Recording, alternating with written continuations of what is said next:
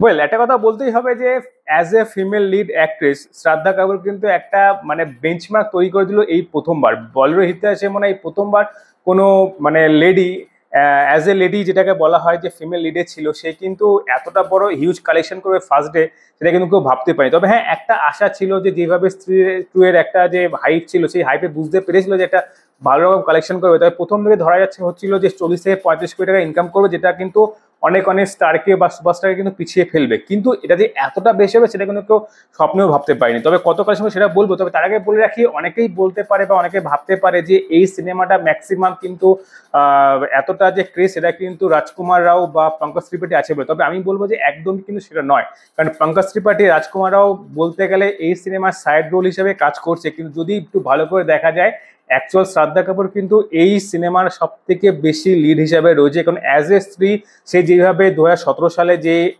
ফেমটা gain করেছিল সেটা expect করেনি যে এই কমিক ইউনিভার্সটা এতদূর এইভাবে আসবে। তবে যেইভাবে কমিক ইউনিভার্সটাকে স্টেপ বাই স্টেপ কিভাবে ইউজ করা হয়েছে, স্টোরি রাইটিং যেভাবে লেখা হয়েছে সেইভাবে বোঝা যাচ্ছে যে এরপরে কিন্তু এই ইউনিভার্সটা আরো বড় হবে। তো সেই হিসাবে বলতে পারি যে এই সিনেমাটা কিন্তু ফার্স্ট ডে ফার্স্ট কালেকশন প্রায় 65 কোটি টাকা করেছে। হ্যাঁ 65 কোটি, 64 কোটি সামথিং, এই 65 কোটি একটা মার্চ নিয়ে বললাম।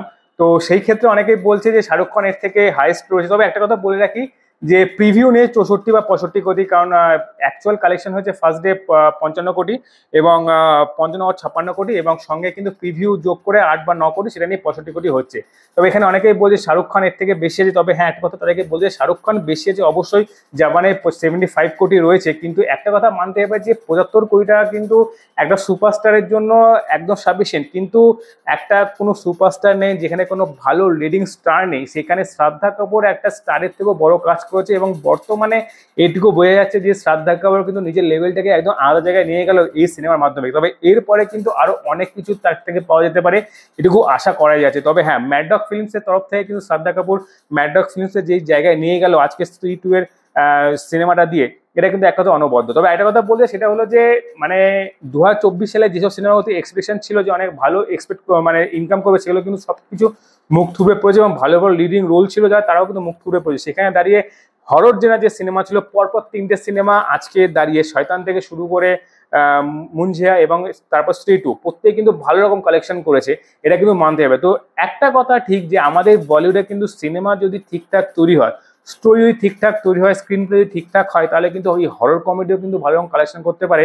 স্ত্রী টু এবং আদার্স যে দুটো হরর জেনার সেটা কিন্তু ভালো রকম সেটার একটা রেসপন্স দিয়ে গেল আমাদের দর্শকের কাছে। তবে একটা কথা বলতে চাই সেটা হলো যে এরপরে আশা করা যাচ্ছে যে আরো হরর জেনার তো আমরা পাবো। তবে এইটা যেন এরকম না হয়ে যায় যে হরর জেনার কমেডি ভালোভাবে সাকসেস করেছে বলে এবার সবাই মিলে হরর জেনার কমেডি এমনভাবে তৈরি করছে যে সেই লুটের পার্ট হয়ে যাবে, যেটা আজ থেকে করোনার আগে হয়েছিল, যেটা এখন আর চলছে না। সত্য ঘটনা অবলম্বনে তৈরি যে কোনো সিনেমা করোনার আগে কিন্তু ভালো মতো প্রত্যেকেই বানাচ্ছিল, সব কোথাতে সবাই সব খেলোয়াড়দের তুলে তুলে। তো সেটা কিন্তু একটা সময় আজকের দিনে এসে কিন্তু সেটা কিন্তু কেউ আর খাচ্ছে না। তবে সেটা একটা কথা বলতে হবে যে এই জায়গায় দাঁড়িয়ে আজকের দিনে যদি কেউ হরর জেনার কমেডি যদি একটা খিদে যে রয়েছে দর্শকের মধ্যে, সেটা কিন্তু এই সিনেমার কালেকশনগুলো দেখেই বোঝা যাচ্ছে।